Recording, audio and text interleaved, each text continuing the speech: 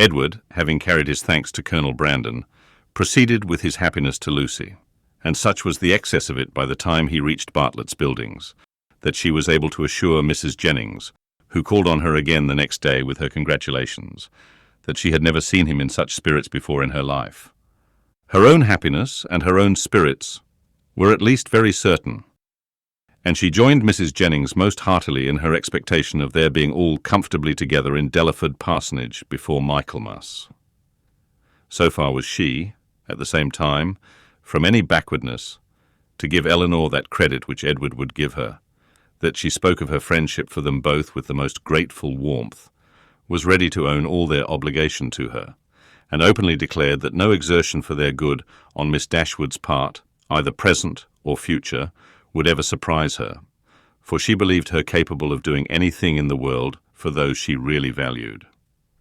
As for Colonel Brandon, she was not only ready to worship him as a saint, but was moreover truly anxious that he should be treated as one in all worldly concerns, anxious that his tithe should be raised to the utmost, and secretly resolved to avail herself at Delaford as far as she possibly could of his servants, his carriage, his cows, and his poultry. It was now above a week since John Dashwood had called in Berkeley Street, and as since that time no notice had been taken by them of his wife's indisposition, beyond one verbal inquiry, Elinor began to feel it necessary to pay her a visit. This was an obligation, however, which not only opposed her own inclination, but which had not the assistance of any encouragement from her companions. Marianne, not contented with absolutely refusing to go herself, was very urgent to prevent her sisters going at all. And Mrs. Jennings, though her carriage was always at Elinor's service, so very much disliked Mrs. John Dashwood that not even her curiosity to see how she looked after the late discovery, nor her strong desire to affront her by taking Edward's part, could overcome her unwillingness to be in her company again. The consequence was that Elinor set out by herself to pay a visit, for which no one could really have less inclination, and to run the risk of a tete-a-tete with a woman, whom neither of the others had so much reason to dislike. Mrs. Dashwood was denied, but before the carriage could turn from the house, her husband accidentally came out. He expressed great pleasure in meeting Elinor, told her that he had been just going to call in Berkeley Street, and assuring her that Fanny would be very glad to see her, invited her to come in. They walked upstairs into the drawing-room. Nobody was there. "Fanny is in her own room, I suppose," said he. "I will go to her presently, for I'm sure she will not have the least objection in the world to seeing you. Very far from it, indeed. Now especially there cannot be. But however, you and Marianne were always great favourites. Why would not Marianne come?" Elinor made what excuse she could for her. "I'm not sorry to see you alone," he replied, "for I have a good deal to say to you. This living of Colonel Brandon's, can it be true? Has he really given it to Edward? I heard it yesterday by chance, and was coming to you on purpose to inquire farther about it." "It is perfectly true. Colonel Brandon has given the living of Delaford to Edward." "Really? Well, this is very astonishing. No relationship. No connection between them. And now that livings fetch such a price. What was the value of this?" "About 200 a year." "Very well. And for the next presentation to a living of that value, supposing the late incumbent to have been old and sickly, and likely to vacate it soon, he might have got, I dare say, £1,400. And how came he not to have settled that matter before this person's death? Now, indeed, it would be too late to sell it. But a man of Colonel Brandon's sense, I wonder he should be so improvident in a point of such common, such natural concern. Well, I am convinced that there is a vast deal of inconsistency in almost every human character. I suppose, however, on recollection, that the case may probably be this. Edward is only to hold the living till the person to whom the Colonel has really sold the presentation is old enough to take it. Aye, that is the fact. Depend upon it." Elinor contradicted it, however, very positively, and by relating that she had herself been employed in conveying the offer from Colonel Brandon to Edward, and therefore must understand the terms on which it was given, obliged him to submit to her authority. "It is truly astonishing," he cried, after hearing what she said. "What could be the Colonel's motive?" A very simple one, to be of use to Mr. Ferrars. Well, well, whatever Colonel Brandon may be, Edward is a very lucky man. You will not mention the matter to Fanny, however, for though I have broke it to her, and she bears it vastly well, she will not like to hear it much talked of. Elinor had some difficulty here to refrain from observing that she thought Fanny might have borne with composure an acquisition of wealth to her brother, by which neither she nor her child could be possibly impoverished. Mrs. Ferrars, added he, lowering his voice to the tone becoming so important a subject, knows nothing about it at present, and I believe it will be best to keep it entirely concealed from her as long as may be. When the marriage takes place, I fear she must hear of it all. But why should such precaution be used? Though it is not to be supposed that Mrs. Ferrars can have the smallest satisfaction in knowing that her son has money enough to live upon, for that must be quite out of the question, yet why, upon her late behaviour, is she supposed to feel at all? She has done with her son, she cast him off forever, and has made all those over whom she had any influence cast him off likewise. Surely after doing so she cannot be imagined liable to any impression of sorrow or of joy on his account. She cannot be interested in anything that befalls him. She would not be so weak as to throw away the comfort of a child, and yet retain the anxiety of a parent. "Ah, Elinor," said John, "your reasoning is very good, but it is founded on ignorance of human nature. When Edward's unhappy match takes place, depend upon it, his mother will feel as much as if she had never discarded him, and therefore every circumstance that may accelerate that dreadful event must be concealed from her as much as possible. Mrs. Ferrars can never forget that Edward is her son." "You surprise me. I should think it must nearly have escaped her memory by this time." "You wrong her exceedingly. Mrs. Ferrars is one of the most affectionate mothers in the world." Elinor was silent. "We think now," said Mr. Dashwood, after a short pause, "of Robert's marrying Miss Morton."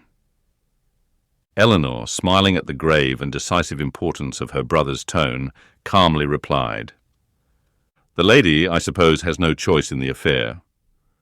"Choice? How do you mean?" "I only mean that I suppose, from your manner of speaking, it must be the same to Miss Morton whether she marry Edward or Robert." "Certainly there can be no difference, for Robert will now to all intents and purposes be considered as the eldest son. And as to anything else, they are both very agreeable young men. I do not know that one is superior to the other." Elinor said no more, and John was also for a short time silent. His reflections ended thus. "Of one thing, my dear sister," kindly taking her hand and speaking in an awful whisper, "I may assure you, and I will do it because I know it must gratify you. I have good reason to think, indeed I have it from the best authority, or I should not repeat it, for otherwise it would be very wrong to say anything about it, but I have it from the very best authority. Not that I ever precisely heard Mrs. Ferrars say it herself, but her daughter did, and I have it from her, that in short whatever objections there might be against a certain connection, you understand me, it would have been far preferable to her. It would not have given her half the vexation that this does. I was exceedingly pleased to hear that Mrs. Ferrars considered it in that light. A very gratifying circumstance, you know, to us all. It would have been beyond comparison, she said, the least evil of the two, and she would be glad to compound now for nothing worse. But however, all that is quite out of the question, not to be thought of or mentioned. As to any attachment, you know, it never could be. All that is gone by. But I thought I would just tell you of this, because I knew how much it must please you. Not that you have any reason to regret, my dear Elinor. There is no doubt of your doing exceedingly well, quite as well, or better perhaps, all things considered. Has Colonel Brandon been with you lately?" Elinor had heard enough, if not to gratify her vanity and raise her self-importance, to agitate her nerves and fill her mind, and she was therefore glad to be spared from the necessity of saying much in reply herself, and from the danger of hearing anything more from her brother by the entrance of Mr. Robert Ferrars. After a few moments' chat, John Dashwood, recollecting that Fanny was yet uninformed of her sister's being there, quitted the room in quest of her. And Elinor was left to improve her acquaintance with Robert, who, by the gay unconcern, the happy self-complacency of his manner, while enjoying so unfair a division of his mother's love and liberality, to the prejudice of his banished brother, earned only by his own dissipated course of life, and that brother's integrity was confirming her most unfavourable opinion of his head and heart.